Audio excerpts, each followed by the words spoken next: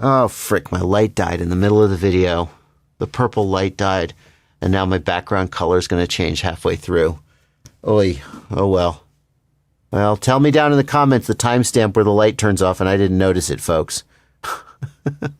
This is the Radiomaster MT12 radio, Radiomaster's first surface radio, and when I reviewed it, I said in the video, I'm not a super expert, experienced person with surface radios. I can review this as a hobbyist, but not as, like, a pro.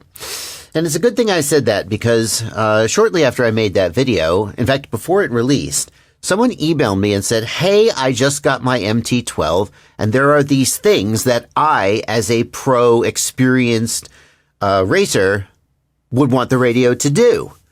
And as someone with very little experience in ground vehicles, I went, oh, that makes sense. I never thought of that. And then I immediately sat down and spent 2 hours poking at this damn thing to try and make it do the things that a pro ground radio would do, that it doesn't do out of the box.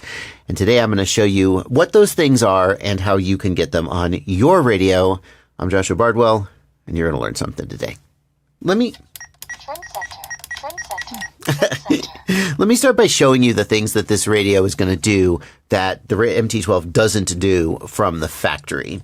And you can decide if it's worth watching the whole rest of the video. So if I press the page right key to get to the channel monitor, you can see that as I move the wheel, channel 2 is the steering channel. And if I take this trim switch here, that trim switch trims the steering channel. That can be used if your vehicle isn't driving quite straight, and that's a function that the radio has out of the box. Although out of the box, I believe it's on a different trim switch. I'm pretty sure I moved the trim switch for reasons which will become apparent by the end of the video. But that's very basic. That's just trim. There's nothing new there. This trim switch here, that trim switch is the weight of the steering. So if I just press that trim switch, you can see we get a pop-up here showing the percentage of the weight, and I can just take that down to, let's just say, 70%. 70%. And now once that box goes away, then if I turn the steering wheel, you can see it is going not quite to 70, 69. Oh, maybe there's a little bit of a calibration issue. The next feature that this guy said a pro controller should have is adjustments on the throttle, and adjustments both on the forward throttle and the reverse throttle or the braking. And we're going to do that with these two trim switches here. This one's going to be for the throttle and this one is going to be for the brake. So you can see that if I just move that first trim switch, we can see the throttle can be taken all the way down from 100% to, well, I set it again to 20%. You can set it to whatever you like though. And if I take that to throttle to 65%, and then here we've got the reverse or brake, I can take that to whatever I like. And then once that box disappears off the screen, I can demonstrate that to you. We can see now that if I pull the throttle, it only goes to 65 and the brake only goes to 79. So again, completely configurable.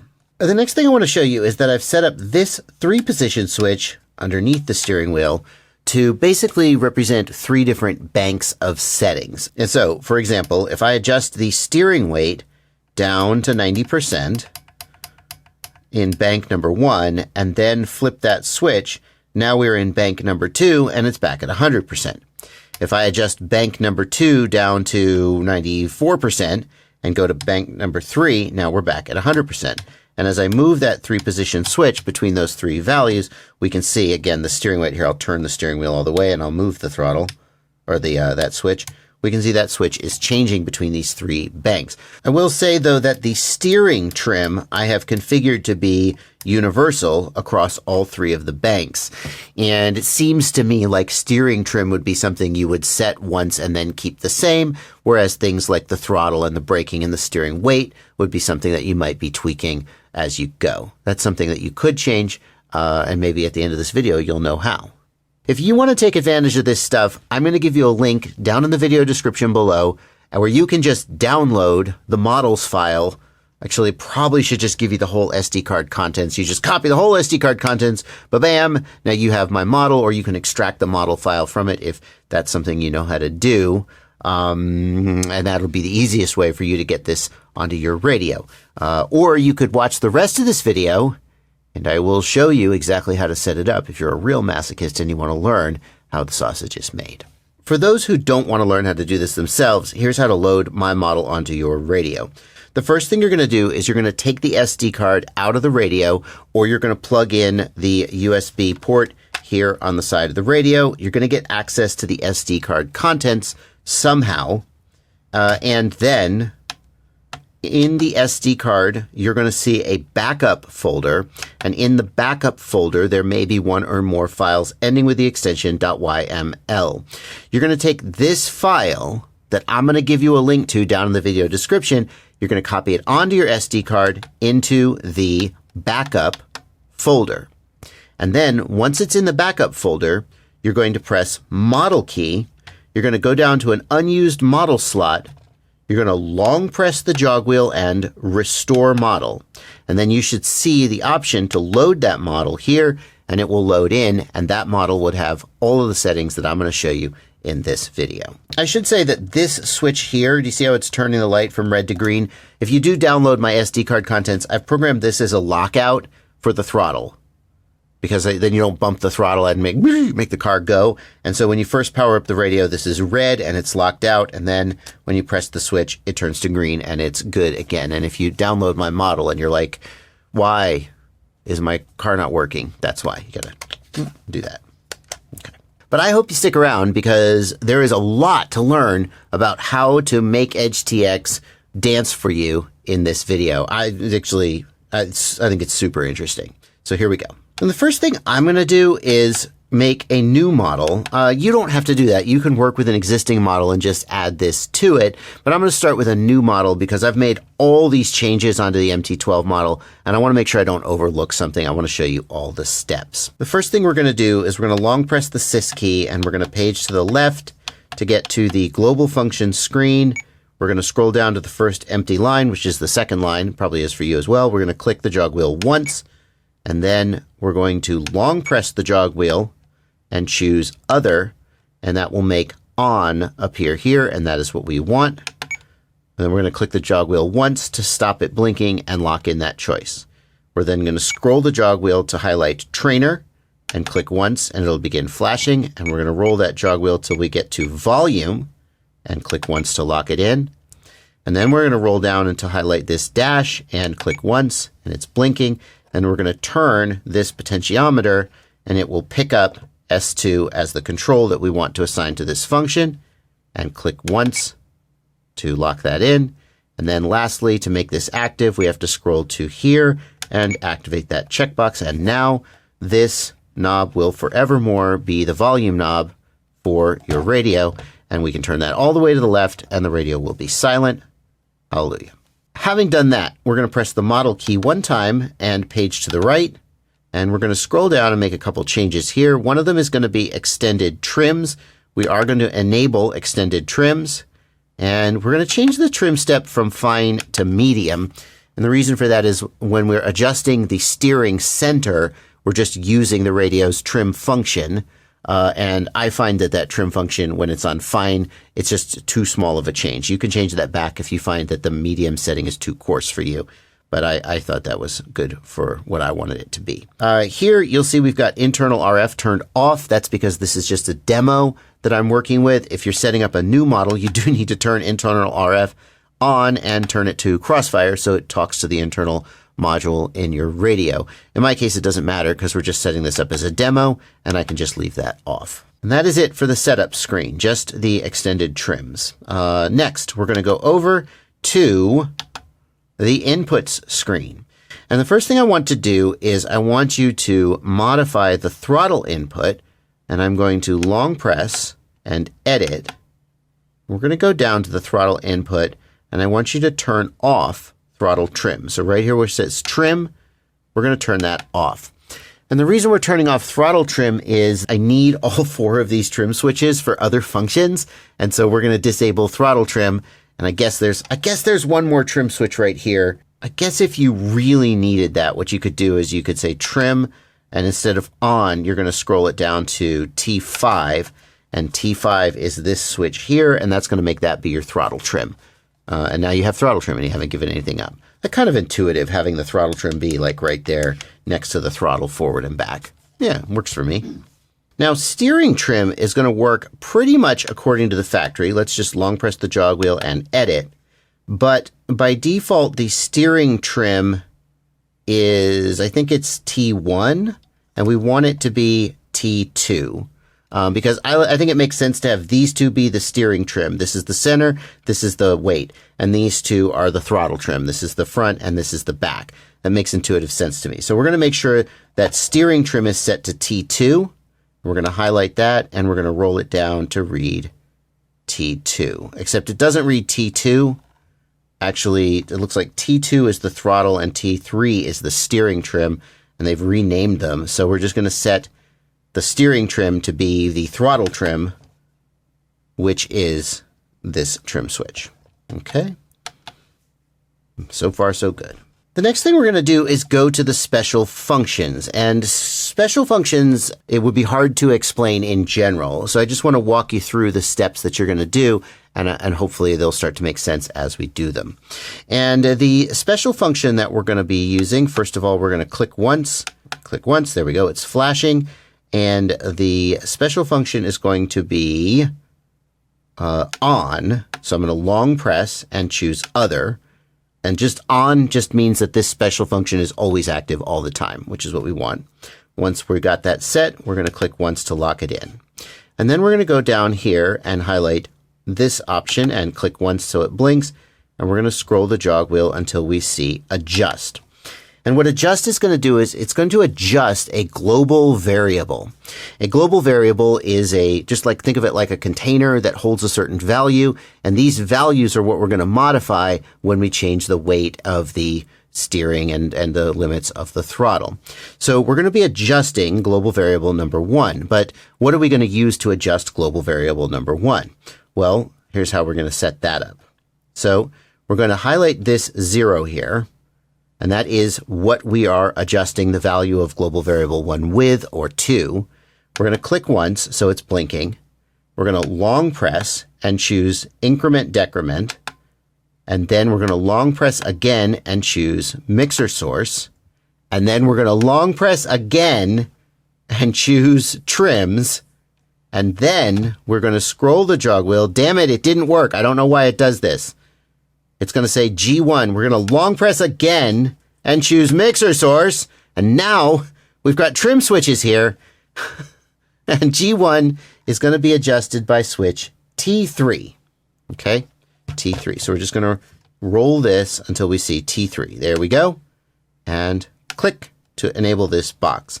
And what we've told the radio now is that we're going to use switch T3 to adjust variable G1. Couldn't be clearer. I'm going to hit the return key to back out. And can I copy and paste this? Great. I'm going to copy and roll down once and paste. And roll down once and long press, paste. And now I've got 3 copies of this line.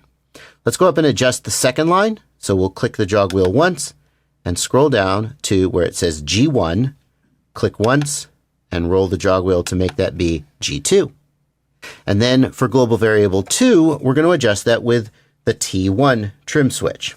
So we're going to go down here, except the T1 trim switch is, I believe, originally the steering trim. And so we're going to use the steering trim, which is T1, to adjust G2. And we're going to back out. We're going to go down to the third line, click the jog wheel once. We're going to adjust G3. And we're going to do that with switch T4. Okay. Hey guys, it's Joshua from the future. I set the trim switch wrong for G2. I've got my throttle and steering trim mixed up. This is what your screen should look like when you've got this set up correctly. Notice that for G2, it's the throttle. For G1, it's T3. And for G3, it's T4. So, like, what did we just do? Let me show you how you can see that. I'm going to page over to the drive modes screen. And this is the thing that I learned when I started figuring out how to do this that I didn't realize before.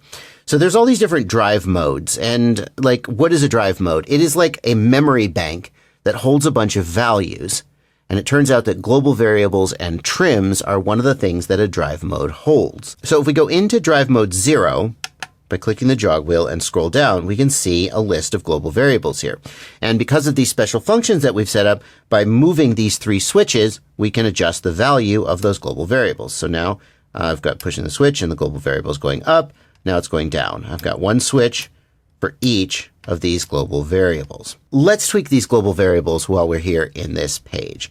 I'm going to scroll up to global variable 1, and I'm going to click the jog wheel. I'm going to tell the radio a few things about it. One of the things I'm going to do is I'm going to give it a name. And global variable 1 is going to be the steering weight. And so I'm going to highlight the name and click the jog wheel once. And the way this works is I'm going to scroll the jog wheel till I get to the letter that I want, W. Let's scroll to a G. If you highlight the letter and then long press, it'll become a small letter or a big letter. WGT, weight. You only get 3 letters here. So here's a T, and I'm going to long press to make it small. And so this global variable is the weight, and the unit, we're going to make it a percent. It can either be a percent or, well, that's it. That appears to be our only choice. And for precision, let's click that once and change it to 100%. And then also we're going to enable a pop-up, which means that whenever we change the value of this global variable, that menu will pop up and appear on screen. And then the other thing we're going to do is we're going to change the min and the max. So the max here is going to be 100%. That's going to be the max of our steering. And I'm just going to click to edit that and roll the jog wheel till we get down to 100%. And then the min is going to be whatever you want the minimum steering weight to be. You just decide what you want that limit to be. I'm going to set it to 20%. Now that global variable number 1 is set up, we're going to do the same thing for global variable 2 and global variable 3. Highlight G2, and the name for that one is going to be, you could name it forward or throttle. I don't remember what I named it. I'm just going to name it throttle, THR. And then I'm going to do the same thing regarding the units, the precision, the min, and the max. We're going to do the exact same thing there. And for G3, we're going to do the exact same thing, and we're going to just call this one reverse or rev. Again, long press the jog wheel to change from capital to small letters. The next thing I need to do is actually make these switches affect the throttle and steering as desired. And the steering is going to be the easiest one to do, so let's do that one first. We're going to go to the input screen. Hold on, I'll back out and I'll get there from the beginning. So here I am all the way back at the main screen of the radio. I'm going to press model and then page to inputs. We're going to scroll down to steering, long press, and edit. And what we need to change is the weight, and we want the weight to be tied to that global variable instead of just be a fixed value, so that as that global variable moves, the weight of the steering also changes. And we can do that by highlighting weight, click once so it is flashing, meaning we're modifying it, and then long press, and it will change to a global variable. And it just so happens that the global variable weight is the first one that appears. But you can see I can scroll through the list of global variables that I've created.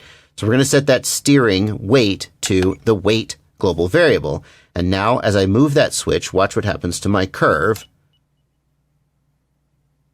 You can see that the curve is going down and the weight of the steering is going down to, should be 20%. There we go. And you can see that the steering is now going from plus 20 to minus 20, or I can press that all the way back up again. Turn the volume off here. I can press that all the way back up again to raise the weight. So that's done. Very easy. So easy.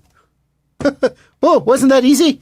No, not very easy, but that step was easy. Now we're going to go back out to the throttle, and it's going to be a little bit more complicated.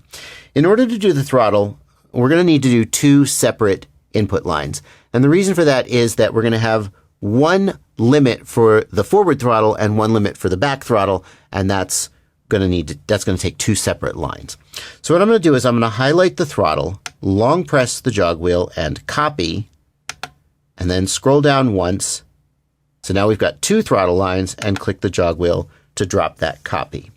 We're going to then go up to the first throttle line, long press and edit. And what I want to do is I want to scroll down until I find the side parameter.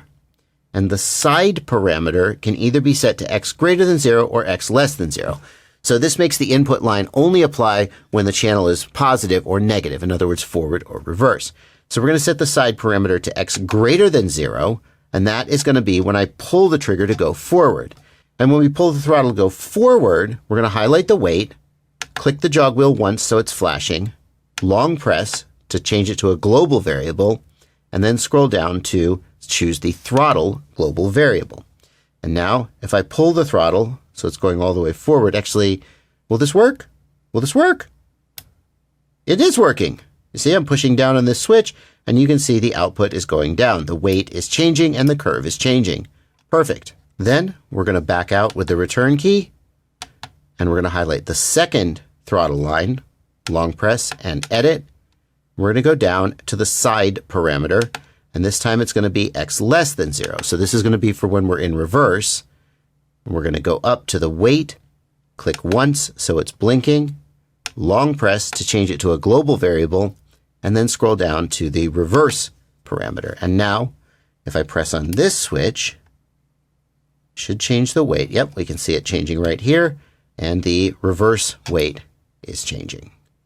At this point, we have programmed into the MT12 radio the Pro features that it didn't ship with. These 4 trim switches adjust those 4 major functions: steering weight, steering offset, throttle limit, and braking limit. And then we've also got the throttle trim down here if for some reason you need to adjust the throttle center. That's pretty freaking cool. We still need to have the 3 banks of settings on this switch, and that's what I'm going to show you how to do next. But before I do that, if there's ever been a video where I might feel like I had earned your subscription as a patron, this is it. This video is incredibly long and complicated, and I'm willing to bet that I'm one of the few people in the freaking world who figured out how to do this and is teaching you how to do that. It's not ego. It's not arrogance. I think it's pretty much just a fact. And if you've watched this long, then you freaking love this shit. And therefore, could you please consider joining up as a patron? It costs as little as $2 a month. Could be more. It's up to you. Just picking them out. Head on down to the link in the video description. Sign up as a patron. You get the good feeling of supporting the work that I do here. And you get access to my Discord server, which is pretty freaking cool. There's a lot of cool people there. It's a great place to hang out and talk about, well, mostly FPV. But we're gonna have to start a ground vehicle channel, right? I mean, we got to. Okay. Well, maybe I'll see you there. Maybe not. Maybe it's not time yet. On with the video. To set up the memory banks on this 3-position switch, here's what we're going to do. I'm going to press the model key. I'm going to go over to the drive modes screen. And what we're going to do is set up a second drive mode.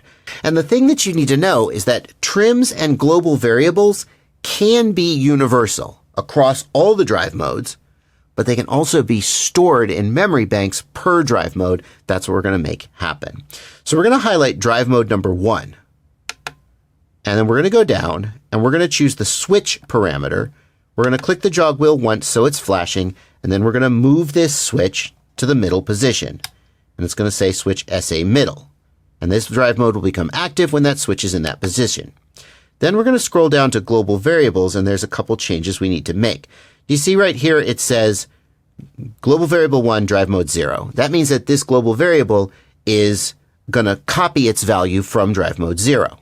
But if I click so it's flashing and change that to own, what that means is that global variable 1, global variable 2, and we're going to do it for global variable 3, all of those global variables will be kept distinct within this memory bank. And that's how you make sure that that's how you do what we need to do here. We're going to exit out. That's it. And then we're going to go and do drive mode 2, exactly the same. And we're going to do the switch, and this time we'll push the switch to the outer position. So drive mode 2 is active when that switch is in the out position. And we're going to do the same thing with the global variables. Instead of copying their values from drive mode 0, those global variables are going to be unique to this drive mode and distinct. And now you can see, if I back out here, when the switch is in the inward position, drive mode 0 is active. In the middle position, drive mode 1 is active. In the outer position, drive mode 2 is active. So we have 3 memory banks, and the trims, well, the trim by default falls through. Do you see how here it says 0 for all of the trims? That means that drive mode 0's trims get copied through. So the steering center, which is actually a trim, is going to get copied through. But the other ones are going to act, as I showed you at the beginning of the video, where if I set the value for one of the variables and then move that switch, that value, oh God, I need to get that all the way up to 100. And then we can also, by the way, You can also change these values in the drive mode screen if it's easier. So like we could just go to drive modes and we go to drive mode 2 and we scroll down to global variables and we can just manually change this value. Maybe a little faster there if we know a specific value that we want. Like I like drive mode 3 to be 50%, 100% for the weight, and then 50% on the throttle, and then 50% on the reverse. Okay, great. Great. So now we got those 3 memory banks. There's the throttle lockout, and there's a couple other little things I did, including setting my car up so the Radiomaster receiver can read the voltage of the car, and I can actually see the battery voltage on the radio's telemetry screen, and it'll actually read out the battery voltage like with a little, it'll say battery voltage 3 volts, or well, I hope it's not 3 volts because I killed my battery then, but it'll actually read out. I set all that stuff up in a second video that I thought was going to be like the ultimate setup guide, but it turns out that this one probably was. And if you watch this video all the way to the end, which by the way, this is the end, surprise, then you're going to love that video. You're not going to want to miss a couple of those other things that I've set up. I'll put a card on screen to that, as well as my original review of the MT12 radio, which, like at this point, if you watch this video, then obviously you're going to buy this radio because it's freaking do all this bullshit. And if you think it's fun, then you definitely want it. And if you didn't think it was fun, why are you still here? Anyway, review, tutorial. See you there.